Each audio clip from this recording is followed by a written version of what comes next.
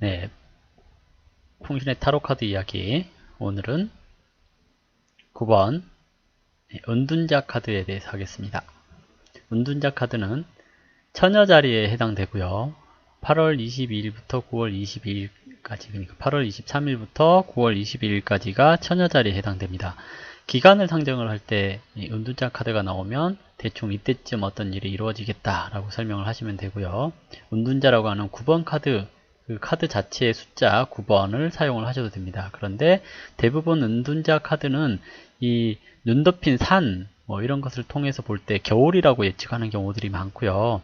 그 마르세유 카드에서 보면 이게 좀 산타크로스의 모자 뭐 이런 것을 상징을 한다고 해서 크리스마스를 상징하기도 합니다. 그래서 기간을 정할 때는 겨울 또는 9월 또는 9일 또는 뭐 처녀자리에 해당되는 이 시기 이렇게 얘기해서 기간을 상정을 해볼 수도 있고요. 은둔자 카드는 인간이 도달할 수 있는 최고의 숫자인 9번을 배속한 카드입니다. 따라서 최종적인 완성을 위해서 노력하는 인간을 보게 되는 것을 얘기를 하는데요. 인간에게 있어서 완성이라는 것은 가장 먼저 물질적인 안정과 풍요를 줄 수 있기 때문에 숫자 3번에서 여왕 카드가 나온 것이고요. 두 번째로 감정적인 안정을 말할 수 있는 것이기 때문에 연인 카드로서 연애 감정, 연애를 함으로써 느낄 수 있는 감정적인 안정감 이런 것들을 상징을 합니다. 그리고 마지막으로 인간의 내면의 완성을 통하여 완벽함을 이룰 수 있는 것이기 때문에 숫자 9번은 구도자의 모습을 하고 나타났습니다. 따라서 은둔자 카드는 이러한 완성, 인간의 최종적인 완성의 모습을 보여주기 위한 카드라고 할 수가 있겠고요.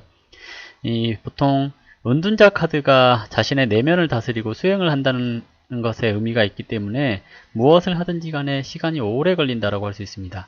흔히 수행을 하고 어떤 고행을 하는데 깨달음을 얻기 위해서 노력을 하는데 순식간에 깨달음을 얻었다 하는 사람은 거의 없다고 판단이 되거든요. 그렇기 때문에 만약에 고행을 하고 수행을 했는데 순식간에 깨달았다 그러면 그건 미친놈이 아닐까라고 생각이 됩니다. 그렇기 때문에 은둔자 카드가 나왔다면 시간이 좀 오래 걸리는 일을 하고 있다라고 얘기를 하는 거고요. 내면의 완성한 거였기 때문에 자기 스스로의 만족을 위한 공부라고 얘기를 하시는 겁니다. 그래서 수험생한테 은둔자 카드가 나왔다라고 한다면 이것은 성공을 위한 공부를 하고 있다기보다는 본인 스스로가 만족하는 공부를 하고 있다. 즉 취미 공부가 아닌가라고 생각을 해보시는 것도 필요하겠고요. 오랫동안 공무원 시험을 준비를 한다거나 그랬을 경우에도 이 카드가 나오기는 하는데요. 시험에 합격한다라고 얘기하기는 어렵습니다. 그렇기 때문에 공부 중인, 시험에 합격을 해서 어떤 결과가 나와야 되는 그런 공부를 하고 있는 사람이라고 한다면 이 카드가 나오는 것이 그다지 반갑지는 않을 거라고 판단이 되고요. 그리고 일단은 이 카드 자체가 무엇을 하든지 오랜 시간이 걸린다라고 해석을 할 수 있기 때문에 서두르지 말아라고 얘기를 하시는 게 좋습니다. 9번이라고 하는 숫자는 단단히 숫자 중에서 마지막이라고 할 수 있기 때문에요. 다음 단계로 넘어가기 위한 끝없는 자기 성찰과 고행을 함께 해야 되고요. 누구 하나 도와주는 사람 없이 스스로가 모든 것을 극복해야 되는 어려움을 가지고 있다고 할 수 있습니다. 그러니까 이게 9번 카드하고 5번 카드가 비슷한 주제를 가지고 공부를 하고 뭔가 시간을 보내게 되는 건데요. 5번 카드는 도와주는 사람이 있다, 조언자가 있다라고 해석을 한다면 9번 카드는 스스로가 모든 것을 해결하고 극복해야 된다라고 해석을 해볼 수 있습니다. 그래서 굉장히 외로운 카드이고요. 굉장히 시간이 오래 걸리는 고생되는 카드라고 할 수 있습니다. 그래서 이 고행의 끝은 자기 만족과 깨달음이라고 하는 보상이 기다리고 있을 것이기 때문에 힘들더라도 자신이 만족할 때까지 끊임없이 연구를 하고 노력해야 됩니다 라고 얘기를 해야 됩니다. 다만 이것이 정신적인 만족은 가능한데 물질적인 충족은 어렵다라고 할 수 있거든요. 그렇기 때문에 돈에 대한 욕심은 버려야 된다고 볼 수 있습니다. 그래서 돈 욕심이 있어서 이것을 한다라고 한다면 말리는 것이 좋고요. 그리고 기본적으로 이제 은둔자 카드가 수행자의 모습이기 때문에 일반적인 관점에서 해석하는 것은 어렵다고 할 수 있습니다. 그래서 정신적인 것에 초점을 맞추면 좋은데 흔히 이제 가게가 언제 나가요 라든지 또는 돈을 언제 벌어요 라고 하면 좀 가능성이 좀 없지 않을까라고 생각을 해보시는 게 좋겠거든요. 그래서 이 카드는 개인적인 용도로 공부하는 것 이것 이외에는 아주 좋다라고 얘기하기는 어려운 카드입니다. 그래서 그렇다고 해서 이 카드 나오는 거 되게 싫어하고 그러면 안 되고요. 그냥 그렇다라고 생각을 하시기만 하면 됩니다. 가게 나가는 거 이런 거 했을 때 이거 나왔다 그러면 거의 안 나간다고 보시면 돼요. 그리고 물질적인 면에 있어서는 항상 부족함을 느낄 수 있을 것이니까 기대하지 마시고요. 물질적인 것에 욕심을 낸다면 돈이 아무리 많이 들어오더라도 만족하지 못하기 때문에 항상 허전하다라는 생각이 들 수가 있고요. 돈에 대한 욕심을 버리고 자기가 지금 이 시기에 무엇을 개발해야 될 것인지 다시 한번 더 생각을 해보라는 의미입니다. 그래서 가게가 나갈까요? 했는데 이 카드가 나왔다라면 가게 나가는 건 어려우니까 이 가게가 잘 되기에 하기 위해서 내가 무엇을 노력해야 되는가를 고민해봐라 라고 생각을 해보시면 되는 겁니다. 그리고 스스로가 겸손하게 무언가를 배우고 행동하려는 자세가 필요하고요. 그리고 이제 물질적인 것이 아니더라도 시간이 지나면 더 많은 성취를 하게 되기 때문에 장기적인 계획을 가지고 일을 하시는 게 좋습니다 라고 얘기를 하면 됩니다. 그리고 보통 이제 은둔자 카드는 내면을 성찰한다는 의미가 있지만 인물로는 할아버지, 현자, 은퇴한 사람의 도움, 조언 이런 것을 의미하기도 합니다. 그렇기 때문에 그냥 단순히 그 고민을 상담할 수 있는 사람이 있는가 뭐 이런 것을 살필 때는 이 카드가 좋게 해석을 하기도 합니다. 그래서 은둔자 카드가 나왔다면 혼자 모든 일을 극복해야 되긴 하지만 조언을 들어야 될 필요가 있기는 하다라는 얘기가 될 수 있고요. 그리고 이제 단순히 점을 봐주는 역술인도 포함을 하기 때문에 무슨 직업을 하면 좋을까요? 라고 했을 때 이 카드가 나오면 점쟁이 하세요 라고 얘기를 하셔도 상관은 없다라고 얘기를 할 수가 있겠죠. 그리고 이제 상징으로 보자면 육각별 그랬는데요. 여기 보시면 이 육각별이 어디 있나요? 여기 있죠? 네, 이게 육각별이거든요. 네, 그리고 육각별은 솔로몬의 별. 솔로몬의 별은 마법적인 힘을 상징을 하거든요. 그리고 완성을 뜻하기도 합니다. 그래서 이 육각별을 보고 희망이라고도 얘기를 하는 거고 뭔가 기다리고 있는 게 있다라고 얘기를 하는 거거든요. 더 큰 세상을 넘나드는 힘 이렇게 되어 있는데 일단 그림 자체가 보시면 등불을 들고 사람이 서 있죠. 이렇게 등불을 들고 사람이 서 있다는 것 자체가 뭔가 기다리고 있는 게 아닌가라고 생각을 해볼 수 있겠거든요. 그래서 기다리는 사람이 오나 뭐 이런 것을 생각을 할 때 이 카드 떴다 그러면 오랫동안 기다리셔야 됩니다. 언제 올지 모르겠지만 희망을 갖고 있으셔야 됩니다. 라고 얘기를 해야 되는 거고요. 육각별과 등불이 같이 있는데 이걸 등불이라고 읽나 봐요. 네, 등불이기도 하고 육각별이기도 하거든요. 등불은 지혜, 영적인 빛, 내재되어 있는 영성 이렇게 얘기를 할 수가 있겠고요. 지팡이는 힘의 상징이고 마법사의 도구이고 지혜의 상징이다 라고 얘기를 했는데요. 타로 카드에서 나타나는 지팡이는 대부분이 권위의 상징이거든요. 근데 이 보시다시피 은둔자의 지팡이는 이 권위하고 상관없이 그냥 의지하는 그런 지팡이라고 얘기를 해볼 수가 있겠거든요. 근데 이것이 원래 마르세유 카드에서는 뱀으로 상징이 돼 있어요. 그래서 뱀은 원래가 이제 상징적으로 지혜를 상징을 하거든요. 그래서 이것을 지혜라고 하는 것이 어디서 나왔냐 그러면 아무래도 이게 지팡이에서 지혜가 나온 것은 아니고요. 마르세유 카드에서부터 발생되었을 때 이 카드가 이렇게 새롭게 나온 건데 마르세유 것을 이제 베껴서 그리다가 보니까 지팡이로 만들어졌고 그 상징이 그대로 지혜라고 이제 넘어온 것이 아닌가라고 생각을 해볼 수가 있겠고요. 지팡이는 마법사의 도구이기도 하다라고 되어 있는데요. 일단 그냥 단순히 지혜의 상징 또는 의지할 곳, 의지할 지팡이가 있습니다. 뭐 이런 것을 얘기를 해볼 수도 있을 겁니다. 그리고 눈으로 덮인 산 그랬는데요. 여기 보시면 눈으로 덮인 산이 있죠. 이것은 겨울을 상징적으로 겨울을 상징하기도 하고요. 인간에 대한 신의 열정, 험난한 현실 이렇게 얘기를 하잖아요. 근데 눈 덮인 겨울산 그러면 아무래도 좀 그런 게 있지 않겠어요? 외롭고 춥고 험난하고 이런 의미라고 보시면 되겠고요. 회색 로브라고 했는데 이제 로브가 뭔지 아시죠? 덮고 있는 이거 후줄그리한 옷이 로브라고 얘기를 하는 거거든요. 이것은 이제 상반되는 것들의 조화, 균형 이렇게 얘기를 하는 거고요. 수염은 말을 안 해도 알겠죠. 이 부분이 수염이죠. 네, 수염은 말 안 해도 알겠지만 설명을 굳이 하자면 그렇습니다. 네, 수염은 연륜 있는 사람, 경험이 풍부함 뭐 이런 것을 얘기를 하는 거고요. 네, 그리고 상황에 따른 의미로는 일이 지연된다, 오래 기다려야 된다, 내면의 성찰, 고독을 즐기는 사람, 정신적인 사랑, 네, 그리고 탐구, 연구, 취미공부 등을 얘기를 하고요. 조언자, 현자, 학자, 철학자, 선생님, 할아버지 이렇게 다 구성되어 있는 것은 인물적인 의미입니다. 그리고 신중한 사람 또는 신중하긴 하지만 고집세고 답답한 사람을 얘기를 하기도 하고요. 점쟁이, 수도승 이렇게 되어 있네요. 그리고 쓸데없는 공부를 하는 사람이라고 되어 있기도 하고요.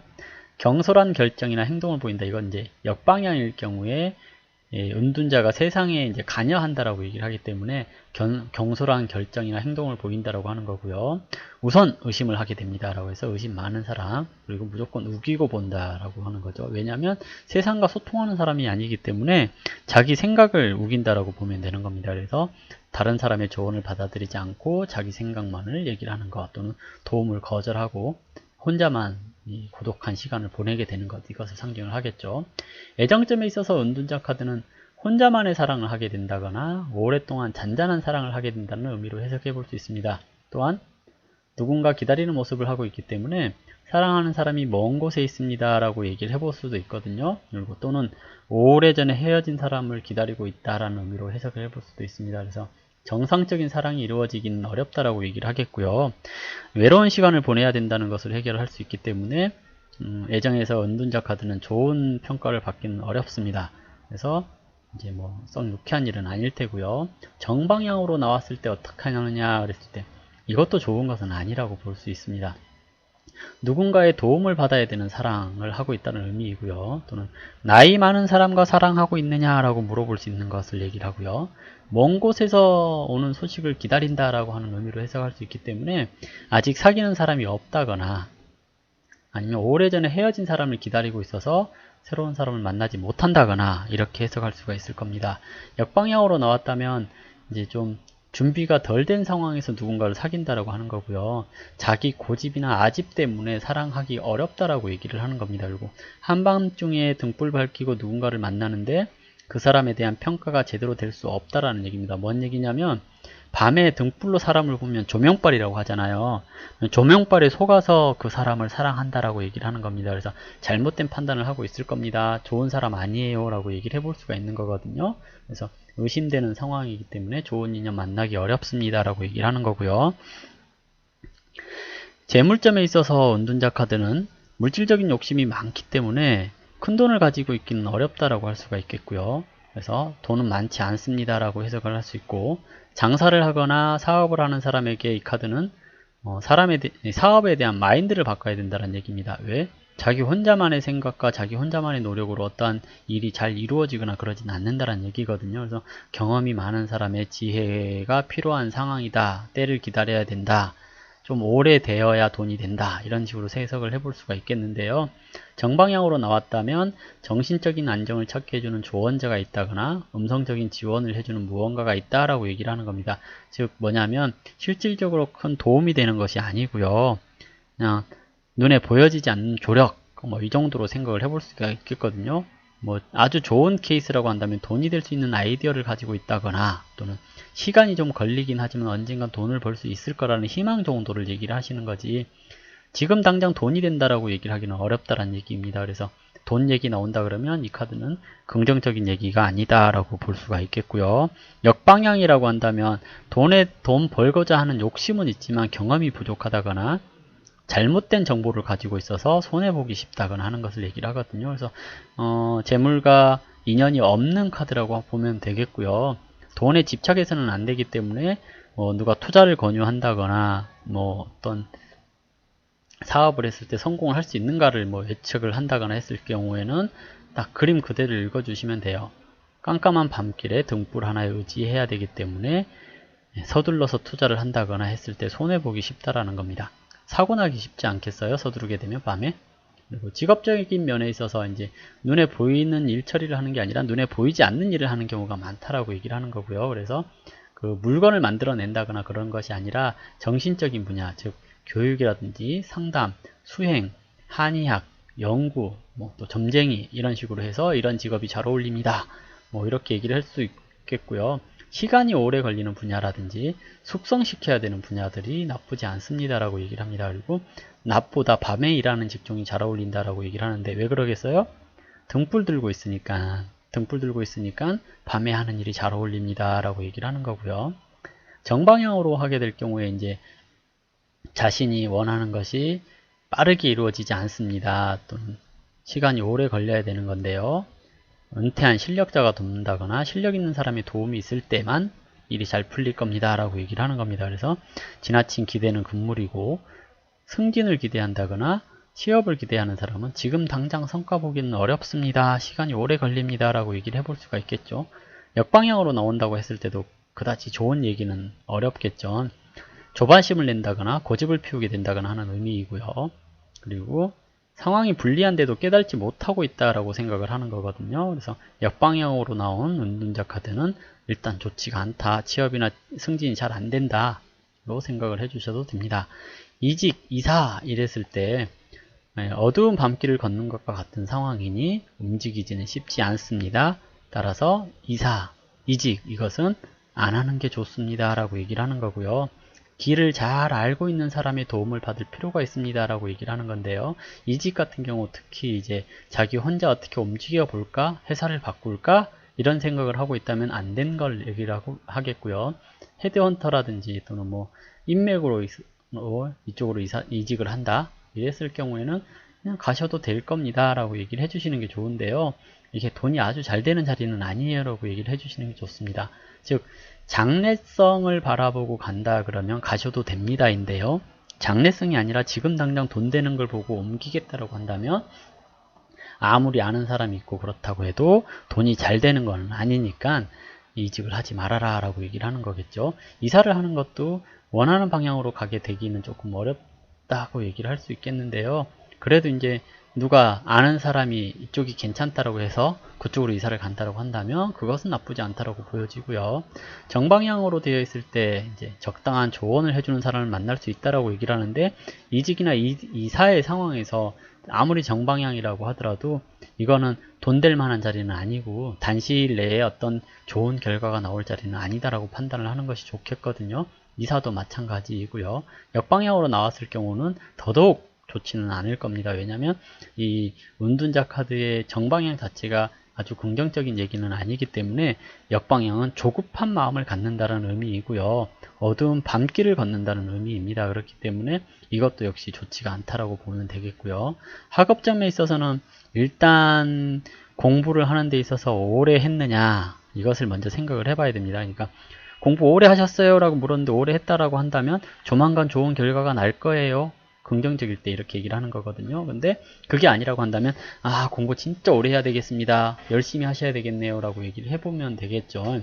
보통은 이제 공부는 잘할 수 있는데 시험 결과는 장담하기 어렵습니다 라고 하는 이유가 거기 있는 겁니다. 그러니까 상담을 할 때 똑같은 이 9번 카드가 나왔더라도 이 9번 카드가 나온 게 공부를 오래 하고 있던 사람한테 나왔느냐 아니면 이제 시작한 사람한테 나왔느냐에 따라 결과가 좀 달라질 수 있다는 겁니다. 공부를 오래 한 사람한테 나왔다고 한다면 이제 곧 좋은 결과가 나올 것이니 열심히 하십시오 라고 얘기를 한다면, 이제 막 시작한 사람은 아 공부 오래 해야 되겠습니다 라고 얘기를 해볼 수가 있는 거고요. 낮에 공부하는 것보다 밤에 공부하는 것이 좋습니다 라고 얘기를 하는 것이고, 학원보다는 과외가 더 낫습니다 라고 얘기를 하는 겁니다. 왜냐하면 일단 혼자라는 의미가 강하기 때문에 그렇고요. 그리고 등불 들고 있으니까 밤에 불 켜놓고 하라는 의미도 되는 거거든요. 그래서 이런 식으로 이미지 리딩 플러스 매뉴얼 리딩을 하시면 더 좋은 결과가 나올 수 있다는 얘기입니다. 정방향일 경우에 이제 학위를 따기 위해서 공부를 하고 있다면 오래지 않아서 좋은 성과가 날 수 있습니다. 즉 그러니까 돈 되는 것을 하는 게 아니라 논문이나 학위 자체가 지금 당장 돈이 되는 게 아니고 명예잖아요. 그래서 이런 명예를 얻기 위한 공부를 한다 그러면 곧 좋은 결과가 나옵니다 인데요, 어쨌든 정방향이라 하더라도 빠른 결과가 나오지는 않거든요. 그래서 일단 오래 했느냐, 준비 오래 하셨어요? 준비 많이 하셨어요? 하고 물어보는 게 더 중요하다고 판단할 수 있습니다. 역방향일 경우에 시간 낭비하게 되는 경우가 많다라고 하는 게 핵심 포인트이고요. 그리고 누군가 도와주는 사람이 없다면 안 하는 게 좋습니다. 뭐 이렇게 얘기를 하는 게 좋습니다. 건강점에 있어서 은둔자 카드는 노인이 나왔기 때문에 노환 생각을 해볼 수가 있거든요. 또는 오래된 고질병을 앓고 있다거나 낫기 어려운 질병 근데 급하지 않은 질병 이렇게 생각을 해볼 수가 있습니다. 그리고 큰 병은 아닌데요, 뭐 주로 노환 중에 뭐예요? 관절, 눈, 귀, 노화 이런 것들을 얘기를 하는 거겠죠. 그래서 기본적으로 영양 섭취를 골고루 잘 해야 됩니다 라고 얘기를 하는 거고요. 밤에 이렇게 불빛 들고 있잖아요. 그래서 시력이 굉장히 많이 나빠질 수 있거든요. 핸드폰 멀리 하세요 뭐 이런 것을 얘기를 해줄 수도 있죠. 요즘 같은 경우에는. 그리고 이제 정방향일 경우에는 명의를 만난다라고 하는 의미도 작용을 하고 있고요. 그리고 저렇게 건강하게 서 있기 때문에 크게 건강이 많이 나쁘거나 그러진 않아요 라고 얘기를 하거든요. 젊은 사람들한테는 명의 만난다고 얘기해 주시면 되고요. 나이 든 사람한테는 그냥 단순 노안입니다 뭐 이렇게 얘기를 해볼 수도 있는 겁니다. 근데 역방향일 경우에는 우울증이라든지 집착이라든지 또는 자기 고집으로 병을 키우는 경우, 이것을 생각을 해볼 수가 있겠거든요. 그래서 병원 가서 검진 받아보세요 라고 얘기를 하는 것이 가장 좋은 게 아닐까라고 생각되고요. 장소적인 의미라고 한다면 조용하고 한적한 장소를 얘기를 하겠죠. 그리고 격리되어 있는 장소나 시골을 생각해 볼 수가 있고요. 노인들이 많이 있는 양로원이나 수행하는 사람들이 모여있는 수행원, 수도원, 동굴, 산속, 어두운 곳 등을 생각을 해볼 수가 있거든요. 특히 이제 밤이나 어두운 곳과 관련되는 장소를 찾아보시면 되는 건데요. 정방향으로 나왔을 경우 일단은 빛이 있는 장소거든요. 등불을 들고 있으니까. 역방향일 경우에는 등불이 꺼졌다라고 생각을 하시면 되는 거고요. 일단은 건전한 장소를 먼저 떠올려야 되고, 그래서 양로원이라든지 수도원, 실험실, 사진을 인상하는 암실 등을 생각을 해볼 수 있고요.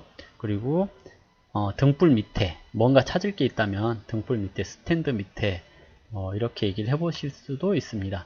역방향일 경우에는 이제 음침한 곳이라든지 오래된 곳, 부정적인 의미로 사용되는 곳, 사람들 잘 가지 않는 곳, 밀폐된 장소, 산속 깊은 곳, 음침한 폐가 등을 생각을 해볼 수가 있겠고요. 그리고 기본적으로 뭔가 어두운 곳을 떠올려야 되는데 그냥 잃어버렸다고 한다면 찾는 거 포기하는 것이 좋을지도 모릅니다 라고 얘기를 해볼 수도 있는 겁니다. 일단 오늘은 여기까지 해볼게요.